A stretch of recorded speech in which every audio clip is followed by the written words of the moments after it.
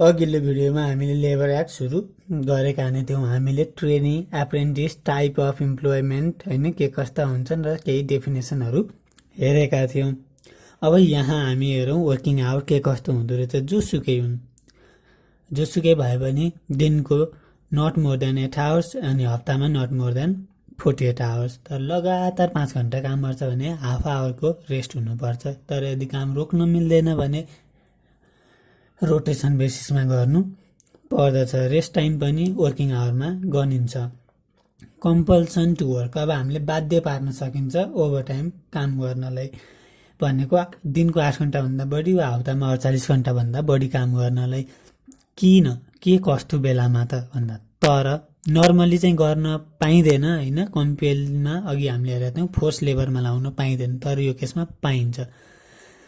तर if non completion of work may have, काम सकिएन भने एडभर्स इफेक्ट पर्छ on life, health and safety of any person or serious harm or loss हुन्छ कि इम्प्लोयरलाई कि अरू पर्सनलाई यस्तो बेलामा काममा लगाउन पाइयो। ओभर टाइममा दिनको म्याक्सिमम 4 घन्टा र हप्तामा म्याक्सिमम 24 घन्टा लाउन पाइन्छ, त्योभन्दा बढी पाइँदैन। Work perform by an worker, अब हामीले सेक्सन 42मा सब्स्टिट्युट लिभको पढ्छौँ। उता पब्लिक होलिडे र विकली होलिडेमा काम गरे बापत सब्स्टिट्युट लिभ लिएन पाएन भने त्यो पनि as a overtime pay हुनु पर्दछ र रेम्युनरेसन फर ओभर टाइम हामीलाई थाहा छँदैछ, नर्मलको भन्दा 1.5 टाइम्स हुनु पर्दछ। तर म्यानेजरियल लेभल वर्करले ओभर टाइम गरेमा benefit as per determined by a collective agreement or benefit as per employment contract गर्न केही कुराले रोक्दैन। त्यहाँ तोकिएको छ भने त्यही अनुसार गरिन्छ, वा यता कलेक्टिभ एग्रिमेन्ट पनि हुन सक्ने भयो। फिक्सेसन अफ वर्किङ टाइम, पहिलो त इम्प्लोइमेन्ट कन्ट्र्याक्टलाई हेरिन्छ, त्यहाँ छैन भने इम्प्लोयरले डिटर्माइन गर्छ। अब एरेन्जमेन्ट फर ट्रान्सपोर्टेसन, सूर्य उदाउनुभन्दा अगाडि जानुपर्ने वा सूर्य अस्ताइसकेपछि जानुपर्ने छ भने फिमेल वर्करहरूलाई ट्रान्सपोर्टेसनको व्यवस्था आउन जानलाई मिलाउनु पर्ने हुन्छ। प्रोभिजन फर रेम्युनरेसन, अब काम गरेपछि रेम्युनरेसन त हुन परि नै हाल्यो। Section 34, right of workers to receive remuneration, every employee shall be eligible for remuneration from the date, जबदेखि उनीहरूले काम सुरु गर्छन् त्यही दिनदेखि उनीहरू इन्टाइटल टु रिसिभ रेम्युनरेसन हुन्छन्। Amount as specified in the contract not less than prescribe by this act or rule, collective एग्रिमेन्टमा मेन्सन गरे बाहेक रेगुलर रेम्युनरेसन एन्ड बेनिफिट घटाउन पाइँदैन, तर घटाउने कन्डिसनहरू अहिले तल आउँछ नि।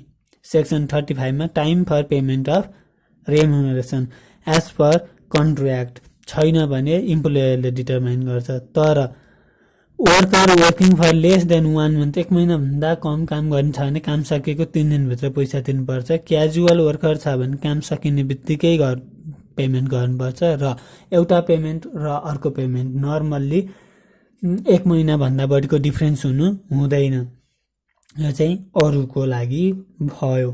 Payment of annual remuneration increment or grade, अब कति ग्रेड बढ्छ त हामीलाई थाहा छँदैछ। जब 1 वर्ष अफ इम्प्लोइमेन्ट सर्भिस सकिन्छ, एटलिस्ट 1 डे अफ हाफ रेम्युनरेसन, जुन चाहिँ मन्थली रेम्युनरेसनको आधारमा हुन्छ, हाफ डे रेम्युनरेसन एटलिस्ट बढ्ने भयो भनेपछि बढी जति पनि हुन सक्ने भयो। Right to receive festival allowance, amount equivalent to 1 month salary in a year, 1 वर्षमा एकचोटि 1 महिना बराबरको स्यालेरी फेस्टिभल अलाउन्स पाइन्छ on the basis of religion culture tradition. वर्करले रिटर्न रिक्वेस्ट दिन सक्छ, मलाई फेस्टिभल अलाउन्स चाहियो अन मेजर फेस्टिभल, जस्तै क्रिस्चियन छ भने क्रिसमसमा माग्न पायो हो, यसरी लिन पाइन्छ। तर यसरी रिक्वेस्ट आएन भने दसैँमा तिर्न पर्छ। वर्कर नट कम्पेल, अब जस्ट कम्प्लिटेड 1 इयर भएको छैन भने उसले प्रपोर्सनेटली पाउँछ। अघि भर्खरै हामीले प्रोभिबिसन अन डिडक्सन फ्रम रेम्युनरेसन, रेम्युनरेसनबाट पैसा घटाउन पाइँदैन भनेर हेरेका थियौँ।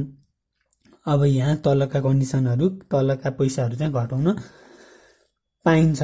के रहेछन् हेरौँ। अब कुनै प्रिभेलिङ ल अनुसार काट्न पर्ने ट्याक्स छ भने घटाउन पाइयो। Provident fund, insurance, social security पैसाहरू काट्न पर्छ। जुडिसियल कोर्टले भनेको छ अर्डर अफ आर्बिट्रेटर छ, त्यो पैसा पनि काट्न पाइन्छ। अब इम्प्लोयरले कुनै सुविधा दिएको भएर सर्भिस चार्ज काट्छ भने पायो, एब्सेन्ट भएर तलब काट्छ भने पायो, गुड लस भएको छ त्यसको बुक भ्यालु, क्यास लस भएको छ त्यसको फेस भ्यालु हो।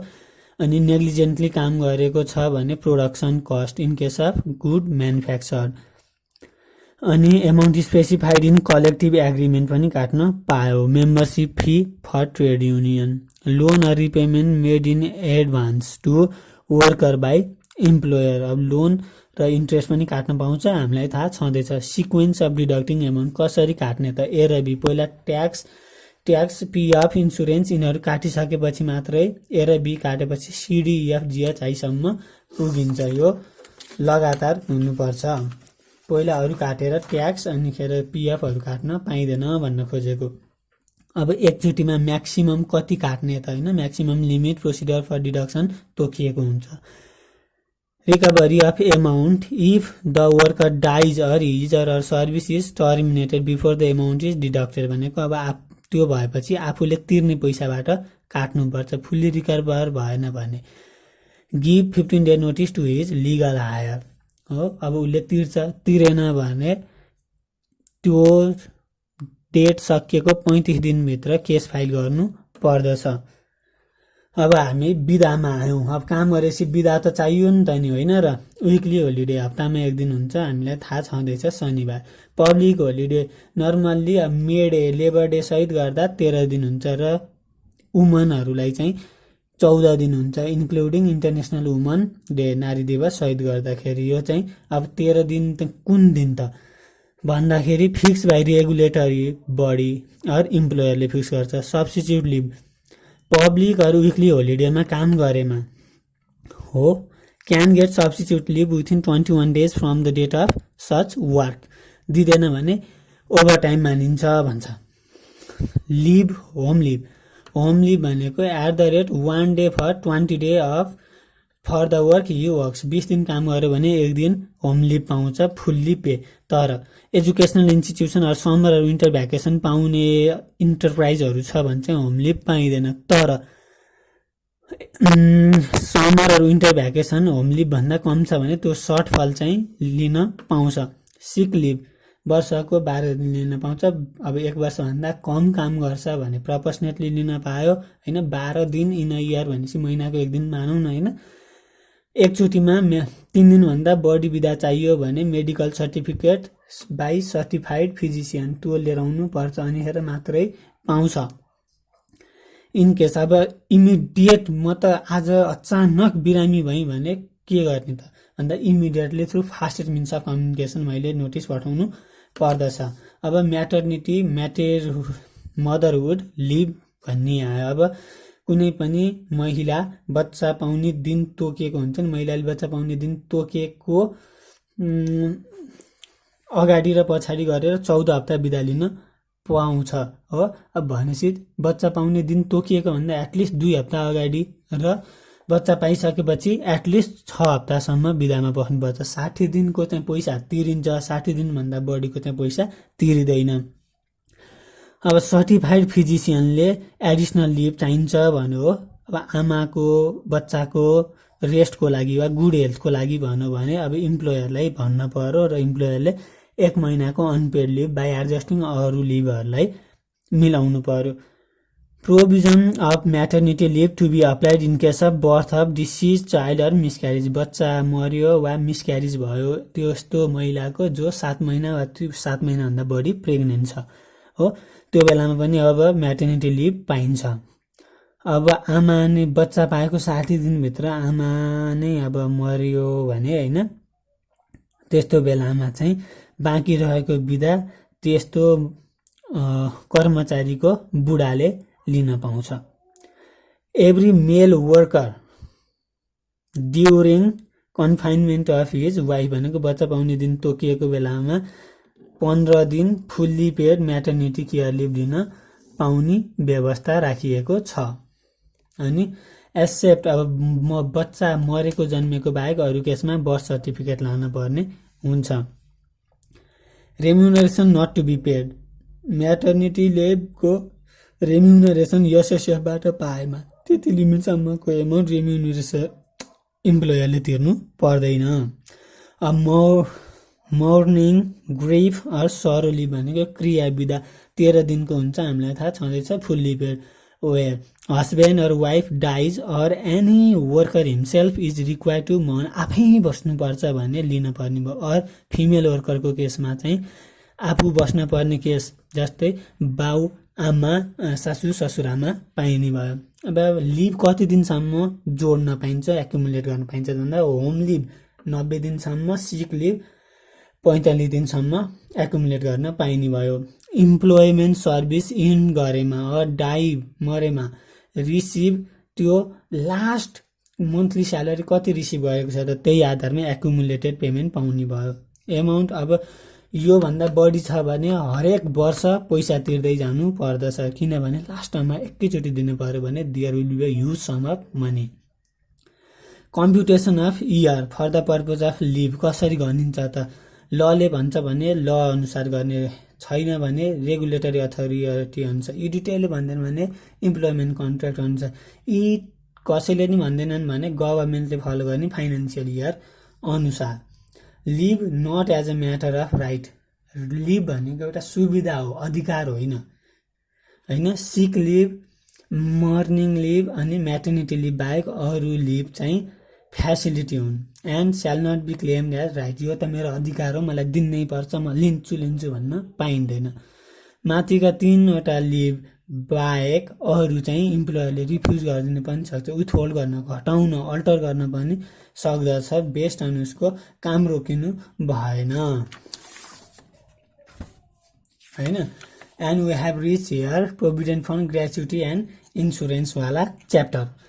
कन्ट्रिब्युसन फर प्रोभिडेन्ट फन्ड हामीलाई थाहा छँदैछ, 10% अफ बेसिक स्यालेरी काट्नुपर्छ र सेम एमाउन्ट चाहिँ थपेर डिपोजिट गर्नुपर्छ एसएसएफमा in the name of concerned worker. तर तलका सिचुएसनमा employer shall deposit the amount of PF as prescribed unless SSF establish पनि भएको छैन, अपरेसनमा पनि आएको छैन भने, अर एसएसएफ ल त्यस्तो कन्सर्न इम्प्लोयरलाई लाग्दैन भने, यस्तो केसमा चाहिँ यिनीहरूले एज प्रिस्क्राइब डिपोजिट गर्ने भए। त्यस्ता इम्प्लोइ जसलाई पिएफ दिँदैन थियो हो, यो एक्ट आएपछि अब दिन थाल्न पर्छ।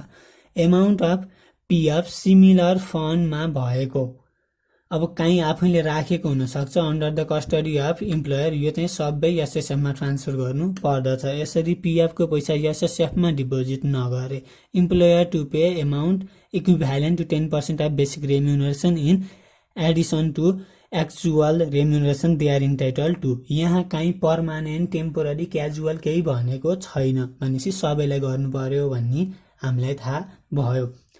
अब राइट टु रिसिभ ग्रेच्युटी, उपादानको पैसा पाउनुपर्छ। एभ्री इम्प्लोयरले 8.33% पर मन्थ यो काट्ने पर्छ, डिपोजिट गर्नुपर्छ, अरू सबै प्रोभिजन यहाँकै लागू हुन्छ। 8.33 भनेको 1 वर्षमा 1 महिनाको तलब आउँदछ। यहाँ एसएसएफ आएसम्म इम्प्लोयरलाई नलागेमा, होइन, यो प्रिस्क्राइब राख्ने, अनि अब पहिला नदिने अब दिने, डिपोजिट गर्दैन भने पैसा तिर्ने, अरू सबै सेक्सन पिएफको ग्रेच्युटीमा पनि लाग्छ। अब medical insurance, annual medical insurance of at least ₹1 lakh for every worker, यसरी इन्सुरेन्स गर्नुपर्छ। And the premium amount shall be equally distributed among employer and employee. Not only medical insurance, the employer shall do accidental insurance also, which is of at least 7 lakh, covering all kind of accidents, only to be premium to be borne by employer. If worker dies or completely incapacitated as a result of accident, he or legal hire will receive 100% amount of insured sum as compensation. अब कोही इन्जियर्ड भयो or incapacitated भएमा compensation based on the percentage of or proportionate to injury पाउने भयो। Payment of amount by the employer, इम्प्लोयरले insurance policy subscribe नगरेर, अब यहाँ इन्सुरेन्स गर्नुपर्छ, इन्सुरेन्स गरेन अनि अर एज अ सिरियस मिस्टेकले गरेर, नेग्लिजेन्सले गरेर इन्स्योर सम आएन भने त्यस्तो इम्प्लोयरले माथि पाउने पैसा आफैले तिर्न पर्ने हुन्छ। Applicability of social security scheme, Any employer or worker contributes in SSF for PF, gratuity, medical insurance as per SSF laws. To that extent, no required to make contribution or insurance policy. अब एसएसएफमा राख्छ भने त्यहाँ गएर जतिको लिमिटको चाहिँ फेरि contribution गरिरहनु पर्दैन।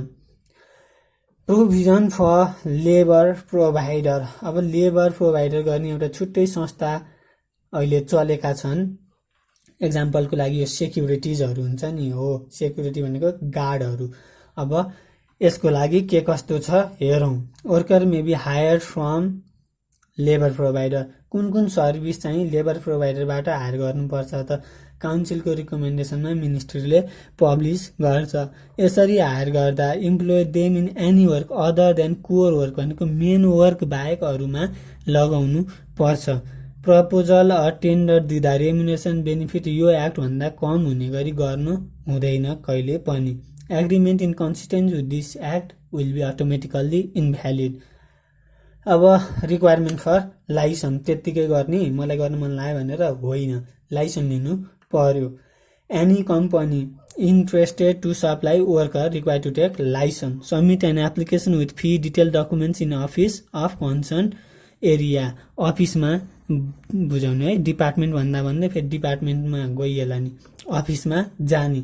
Supply worker in area having more than one office भएको ठाउँमा पर्यो भने चाहिँ अब apply as specified by department. कहाँ सप्लाई गर्ने, त्यहाँ जुन अफिसमा पर्छ त्यही अफिस अनुसार गर्ने। तर मोर देन वान अफिस पर्ने भयो भने डिपार्टमेन्टले भनेअनुसारको एप्लाई गर्नु पर्यो। एक्जामाइन गर्ने, सेटिस्फाई छ भने टेक डिपोजिट र बिजी ब्याङ्क ग्यारेन्टी लिन्छ। किन लिन्छ, यसको काम छ है। डिपोजिट र ब्याङ्क ग्यारेन्टी त्यतिकै लिने होइन। अनि लाइसेन्स दिन्छ within 15 days of application. The work service and scope of work will be specified in licence. तर a company shall not be permitted to operate as a labor provider for more than 2 areas of service or work. दुई थरीको भन्दा बढी काम और service सेवा दिने गरी चाहिँ रजिस्टर गर्दैन, लाइसेन्स दिँदैन। अलरेडी क्यारिङ यो एक्ट आउँदाखेरि त्यस्तो त काम गरिरहेको छ भन्दाखेरि भनेपछि यो एक्ट आएको 6 महिनाभित्र रजिस्टर हुनु पर्यो। Responsibility of labour provider not to violate this act or rules shall provide remuneration and other benefit regularly not less than those as determined by this act. यो एक्टले भने भन्दा कमको हुनु हुँदैन। यो एक्ट रुल रेगुलेसन भोइलेट गर्नु हुँदैन। Labour provider shall regularly acquire information on occupational safety and health provision required to be adopted in the workplace by the main employer. Main इम्प्लोयरले occupational safety and हेल्थको व्यवस्था गरेको छ कि छैन हेर्न पर्यो। छैन भने गर भनेर मेन इम्प्लोयरलाई रिकमेन्ड गर्ने, तुरुन्तै गर भनेर। हामीले रिकमेन्डेसन दिँदा पनि इम्प्लोयरले एरेन्जमेन्ट गरेन भने डिपार्टमेन्ट र अफिसलाई हामीले इन्फर्मेसन दिनु पर्दछ। And we are here in cancellation of licence, suspension or fine. हो त्यो गर्नुभन्दा अगाडि 7 दिनको अपर्च्युनिटी टु डिफेन्ड दिइहाल्छौँ। के कुरामा चाहिँ लाइसेन्स क्यान्सल गर्छौँ त हेरौँ त। उसले नै एप्लिकेसन गर्यो, hey I want to cancel man भन्यो भने हो। अब यहाँ फर्स्ट टाइम भोइलेसन छ भने 25,000 को फाइन तिराउँछ। त्यो 25,000 को फाइन तिराउँदाखेरि पनि उसले भोइलेट गर्नलाई रोकेन, गरेको गरे गर्छ बा भने उसलाई हामीले लाइसेन्स क्यान्सल गर्छौँ। Decision to cancel licence be inform through public notification, ताकि सबैलाई थाहा होस्, पब्लिकली नोटिफाई गरेर हामीले भन्छौँ। Cancellation of licence not to be consider free from any financial liability. मेरो त लाइसेन्स क्यान्सल भयो, अब त मैले केही पैसा तिर्न परेन भन्ने हुन्छ, सबले खोल्थे डुबाउँथे होइन। त्यस्तो लाइबिलिटीबाट छुटकारा पाउँदैन। डिपार्टमेन्ट र अफिसले क्यान्सल गरिदिन्छ। के भन्छ, if not complied with term and condition directive regulations हो, fine for the first time up to 25,000 सम्म लगाउन पाउँछ पहिलोचोटिलाई। Payment of remuneration and other benefits to the concern worker. License cancel भएमा pay within 15 days from the cancellation date. Remuneration बेनिफिटहरू 15 दिनभित्र तिर्न पर्यो। 15 दिनभित्र तिरेन भने डिपार्टमेन्ट र अफिसले डिपोजिटबाट ब्याङ्क ग्यारेन्टीबाट त्यस्तो पैसा तिर्छ। Payment of remuneration when amount of deposit are bank guarantee insufficient छ भने प्रपोर्सनेटली तिर्न पर्ने हुन्छ। लिक्विडेट डिजल्भ भएमा बाँकी remuneration and benefit as per specified law अनुसार तिरिन्छ।